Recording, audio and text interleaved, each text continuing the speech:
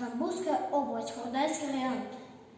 Село Калинар, 32-я школа имени Маяковского, 2 Б-класс, Чехватов Макар. Абай Кунамбаев. Осень. Тучи серые, хмурые, дождь недалек, осень голую землю туман заволок.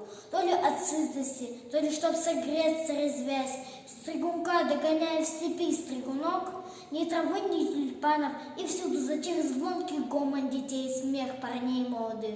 И деревья, как нищие старцы, стоят, оголенные листьев лишивших своих. Косяком потянулись на юг журавли, караваны верблюда под ними прошли.